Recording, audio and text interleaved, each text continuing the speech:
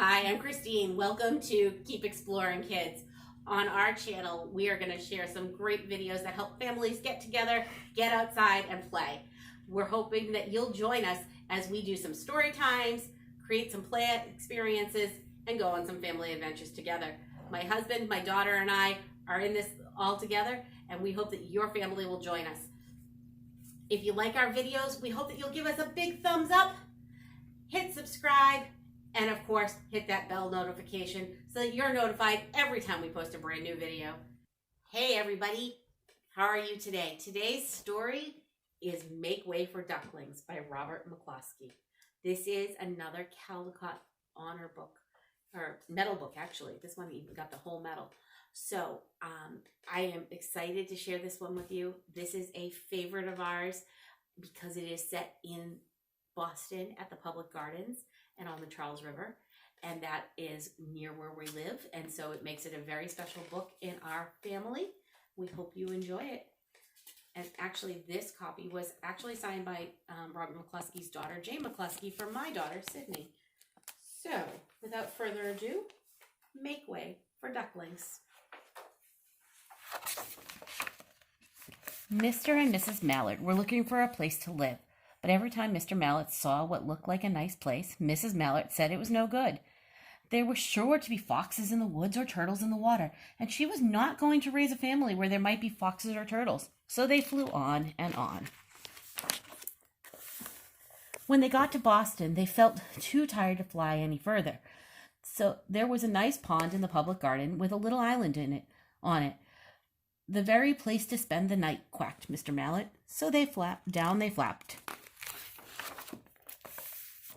The next morning, they fished for their breakfast in the mud at the bottom of the pond, but they didn't find much.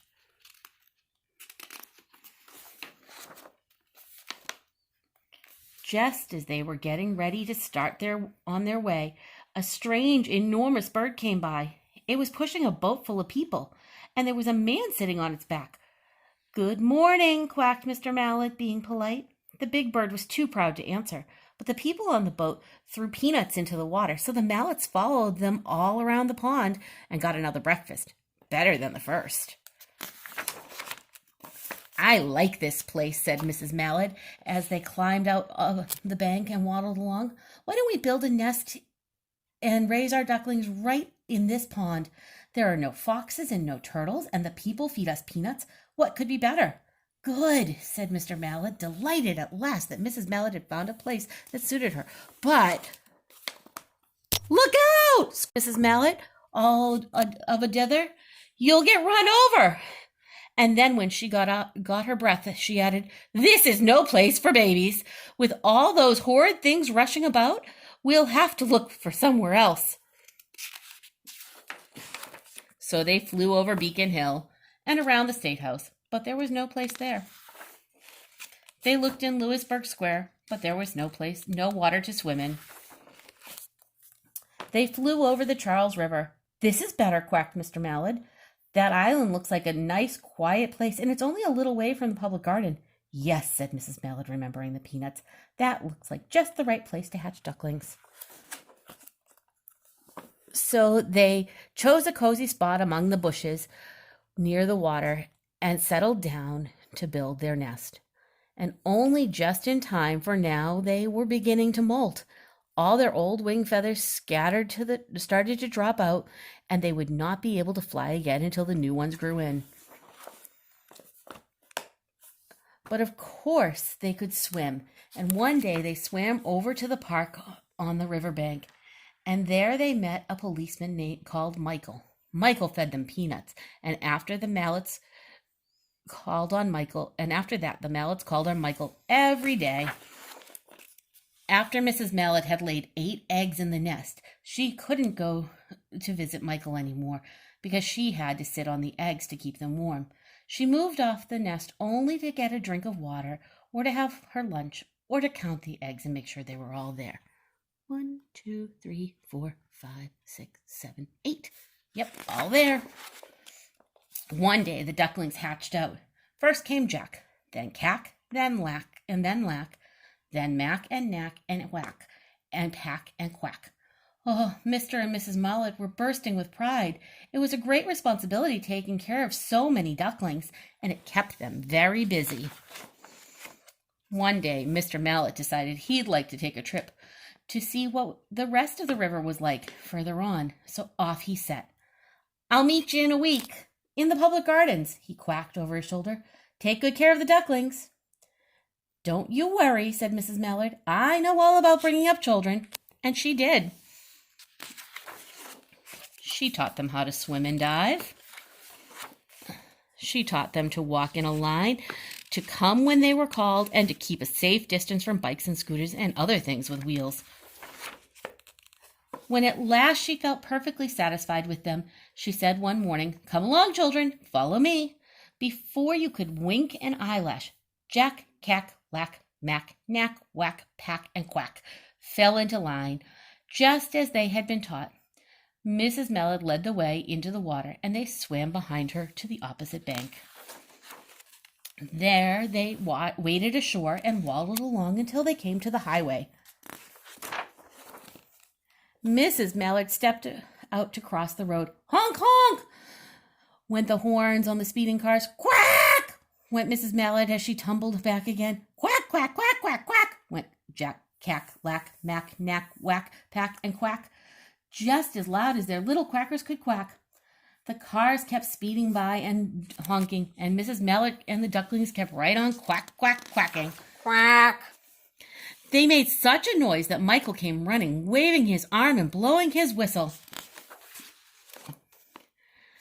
He planted himself in the center of the road, raised one hand to stop the traffic, and then beckoned with the other, the way policemen do, for Mrs. Mallard to cross over.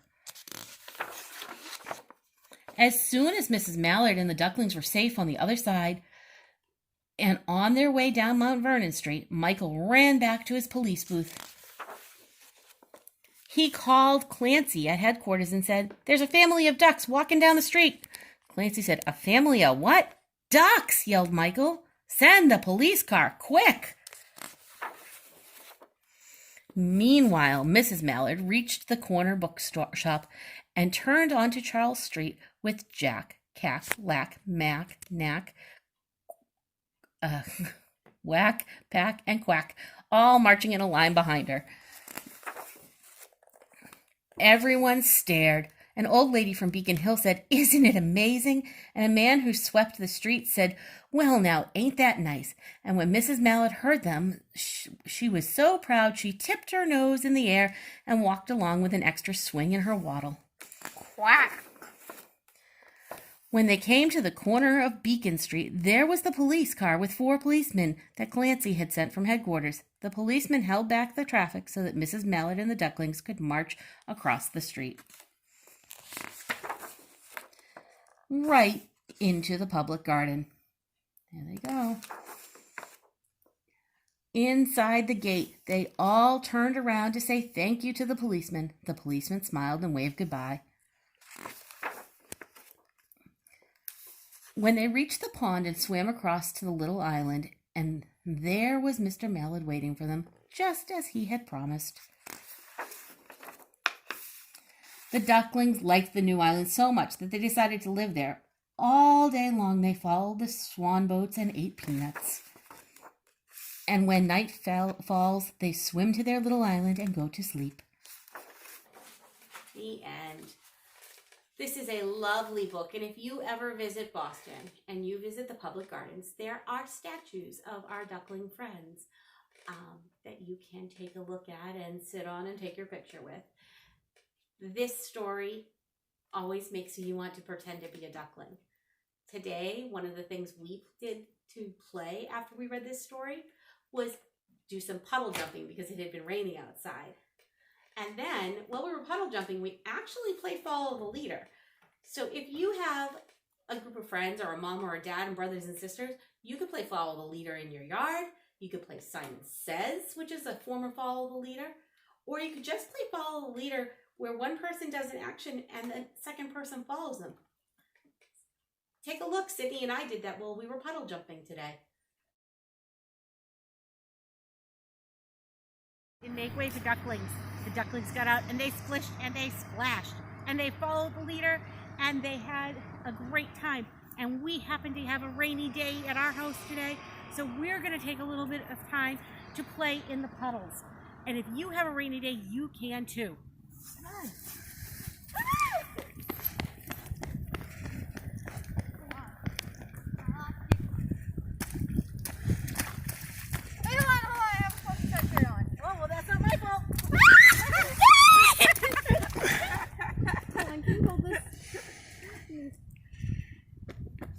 Thank you, Daddy.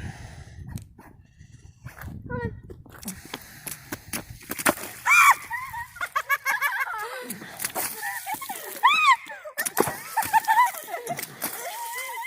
All right, ready? Follow the leader. Okay. Jump in, jump out. Jump in, jump out. Wait, hold on, ready? Ready? Wait, hold on a second. How is it that I got the most sweat during that? In a circle. Car! Jump in a circle. I'm getting some courage.